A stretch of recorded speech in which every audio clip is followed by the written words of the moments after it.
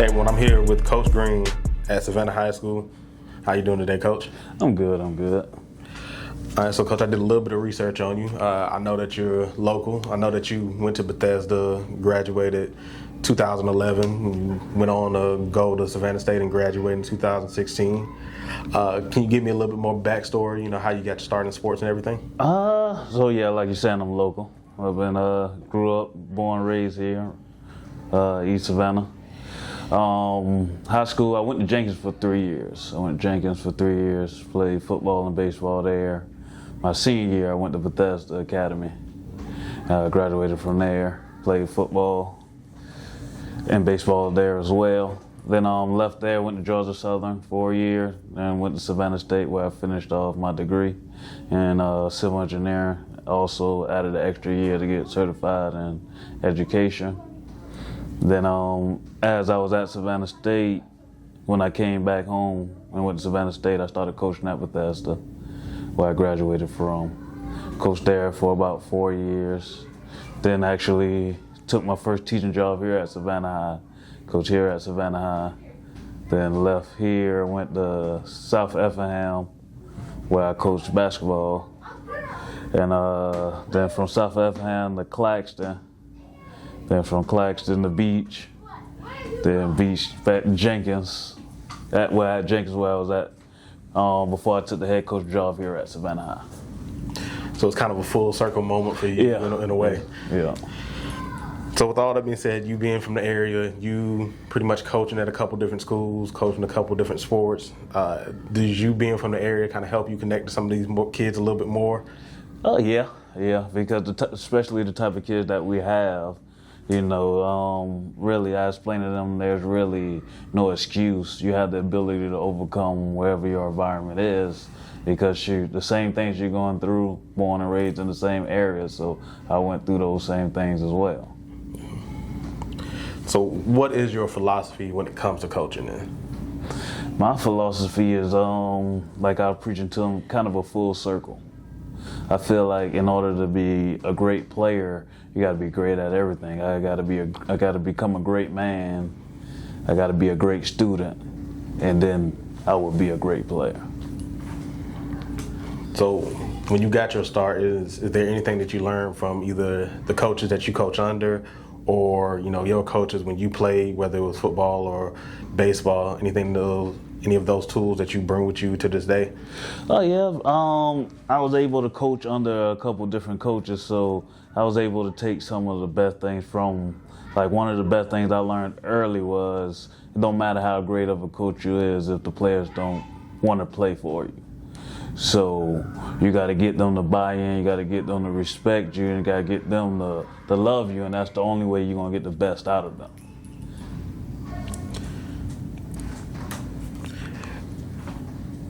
So you were a coordinator at Jenkins when they were coming off a really successful season. How was that transition from going from coordinator over at Jenkins to now being the head coach over here at Savannah High? Oh, it's a big difference. It's a big difference, really. As a coordinator, I'm really the assistant coach. I never really had to deal with the whole full aspect of the team. I only had to worry about, I was the defensive coordinator, so I only really had to worry about the defense. As a head coach now, I got to worry about parents. I got to worry about players. I got to worry about the problem that the players have, problem parents have. Got to worry about grades. Got to worry about getting everything set up and scheduled. It was a very eye-opening type of thing once I took over. So what were the feelings when you got hired as the head coach? Understanding the gravity and the history that was already set before you here, the undertaking that you would have to, deal with, going through that transition, coming over to be the head coach. I was excited to get a chance, and I've been here before, and I'm from the area, so I know how Savannah High football is and how it's perceived. But my whole thing is, if I'm really as good as a coach as I think I am, then I should have the ability to turn this program around, which I think I will. So what was the plan that you wanted to initiate when you first got here? When you first, laid the groundwork, what you want to go ahead and get started on? First thing I wanted to do is the same thing I preached to the kids was I want to show that there's a change. Like it wasn't about wins and losses that first year. It was about when you see Savannah High play, you see a different team. That was the whole thing for my first goal stepping on campus here. So with Savannah High primarily, being known as a basketball school, how do you try and elevate that football program to kind of be on the same level of the basketball team, so it's not just only known as the basketball school? Yeah, by taking on a holistic approach. Instead of just being known as a basketball school, I try to preach we want to be good at everything. Not just basketball, we want to be good at football, baseball, girls basketball, soccer, flag football, no matter what we do, in order to kind of change the narrative, we want to try to be good at everything, no matter what it is. So how do you go about recruiting within the building? That's a tough one. I go about just really showing my face, being vocal, and basically explaining what the football program has to offer for each student. So I'm not afraid to go around and talk to each student. Most of the kids, since I'm local from the area, and I also taught at Heward Middle School, which is our feeder program, most of the kids already knew who I was. So now they know my face. It's just trying to connect with them and get them to come out and play. So when building the staff for Savannah High, what were some of the things you felt were like must-haves amongst your staff and, the people that were going to help you build up this program? What did you think you needed to have alongside you? I think the first thing that when I'm selecting my staff is bringing in respectable men that our kids can look up to. That's the first and main thing, because I want our kids to be able to see themselves in us and see that they have the ability to be successful, whether it's on the field or off the field.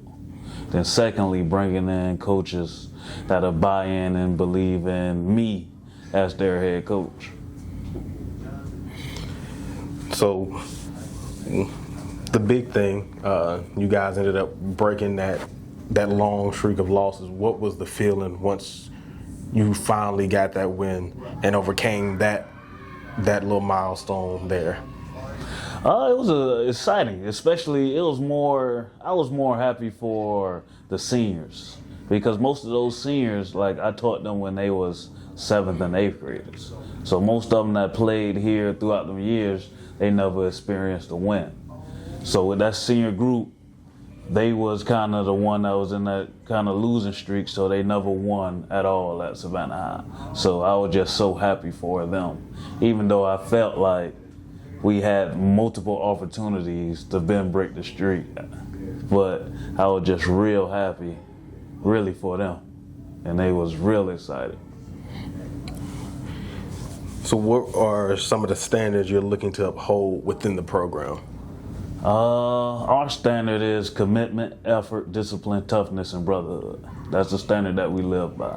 That's what I preach to the kids every day. I make sure I tell them every day. And they got to live up to those 5 things. They got to be committed, which means they got to come in, show up every day, and give me everything they got. They got to give effort. I mean, I want 100% every time we between the lines. Discipline. That means we got to do the right thing when we're supposed to do it, how we're supposed to do it, no matter what. What was the other 2? Oh, brotherhood. We got to learn how to take care of each other. I think that's a big thing. That means also on the field as well as off the field. In the classroom, taking care of each other, making sure your brother doing what he's supposed to when he's supposed to do it. So doubling back, how was it, double backing to earlier, how was it coaching at your alma mater? How was that for you? At Bethesda, it was fun actually, because I came in. I started coaching. It was an accident. My mama was going in the grocery store. She seen Coach AT, who was the head coach at Bethesda and was my head coach when I was there. And my mama told him, hey, he back in Savannah. And Coach AT talked to my mother and was like, hey, when you speak to him, say, sure, if you want to come back and help out, you can. And so once she gave me that option, I thought it was something great to kind of stay in the game because I love football my whole life. So I thought it was great to kind of stay in the game. And it was fun because, hey, I was really coaching kids at that time that played with me. So I was only, when I started back coaching, I was only a year and a half out. So most of those kids was, when I was playing, was freshmen and sophomore. It was now juniors and seniors. So it was kind of fun getting to tell them what to do. So outside of that part, how was it, was it a difficult being so young and then having to take, kind of a leadership role as a coach? Was that difficult at times, trying to, bridge that gap, going from former player to coach in a couple years? Yeah, it was real difficult because you kind of had to grow up real fast and kind of cut off that switch. Because like some of those kids, when we on the team, we having fun, we playing, but now I'm your coach. I can't sit right there and have fun and play with you. So I had to learn kind of that nuance of things. Because now, if you sitting right there joking and playing, I got to be able to punish you now. Or I got to be able to correct you. And if I'm playing all the time, I learned that early, that if you playing a lot, the kids ain't going to take you serious. So I know it was early on for you. Maybe not then, but now, what is your end goal as a coach? At the end of the day, how do you see your job as a coach being successful? I only feel like I'm successful as if my goal is every year is 100% graduation rate, and then me sending kids off to college. So I feel like I had a successful year if all my kids graduated, and I feel like I'm a successful coach if I can look down the line and kids can come back to me like, hey, they all playing college football, or they all not graduated college and got a good career, or they was able to go in the military, or successful job, being a loving husband and family. So what were some of those major things that you learned those early years, coaching, outside of, you saying you have to flip that switch? Was there a little bit more X's and O's learning, deeper understanding of that, or was it a little bit more, just the outside of football aspect? I think it was more of outside of football. X's and O's, just as you being a part of the game, always come. But what I learned from the coaches that I was under, that it wasn't always about X's and O's, especially at this level. Like I can go advance and teach them a scheme that NFL team runs or college teams run, but that don't mean we're gonna be successful. The only thing that's gonna make us successful is to kind of instill greatness into those kids and get them to kind of buy in. It don't matter what we run. If a kid feel like I don't love him or I don't respect him, it's not gonna be successful. If he do, then I can just run the most simplest things. He gonna run it hard and he gonna try to run through a brick wall for me. And I had to learn, that's mainly what I learned from the type of coaches that I came under. So moving on to some current things and how you handle things. How do you take advantage of, seasonal ball, spring ball, summer workouts, and then, getting into the regular season? That's a great big old thing for us because I felt like when I came in here, I came in close to the summer. So we was way behind going into the season. So what spring ball does is they give us a big jump. So the way I took advantage was really soon as winter hit, soon as January hit, if you wasn't playing a sport, then you was in the weight room lifting. And most of our kids does play extra sports, but they was able to still get their lift in, get stronger, get bigger, even though half of them play basketball, most of them run track, some play baseball. So that was a big help for us this year, I feel like. So what does a typical practice look like at Savannah High? Right now, for the summer, lifting. They're gonna be coming in. We lift for the first 45 minutes to an hour. Then we implement some scheme things. It's a lot of indie work, individual stuff. We're trying to build them to be great players. And then it's some teamwork. Some team drills, good on good, ones on twos, twos on twos, things like that. And then, we got to be real conditioned. We finish off with a lot of conditioning. Because I might have 3 or 4 players that might have to play both ways. So I got to trust that when that fourth quarter comes, that they'll be ready. And I think that hurt us a little bit last year because we was in most games, but when that fourth quarter hit, we kind of tired out. So I'm making sure this year that doesn't happen. Yeah. So my last 2 questions, I want to ask you, who are some of these cornerstone players that you see, for this upcoming season? Right now, we got a lot of young kids that's coming in that I think we're gonna be a young team that I think gonna help us a lot. But we got a few returners right now. We got Quayshawn Harley, our defensive end. He's about 6'3", about 220.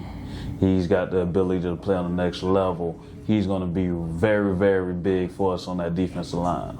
We also got Damari Noel, about 6'6", tight end, about 220, 230.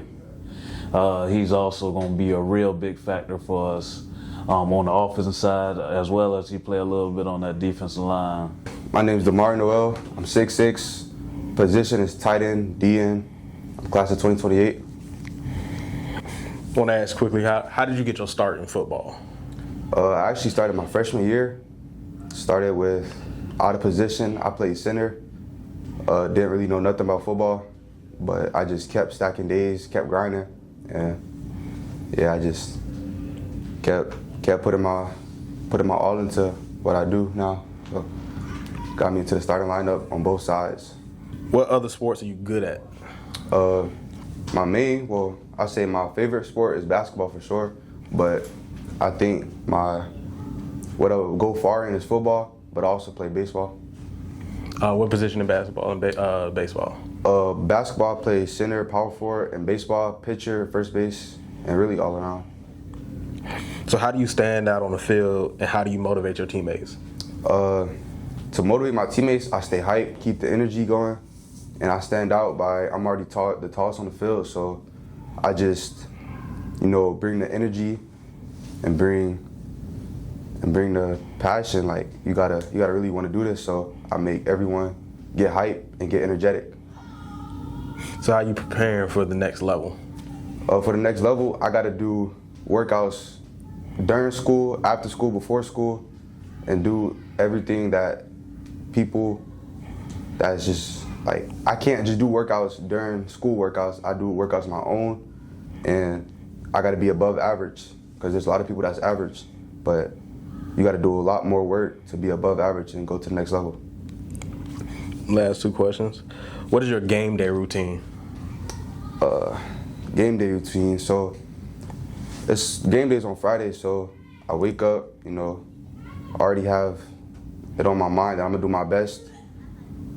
And really in school, I'm not really doing anything. I just chill, not playing around. I do my work, get it done. And really, I just keep the mindset that I'm gonna do my best I can no matter what. Lastly, who are some underclassmen you're looking forward to see on the field this year?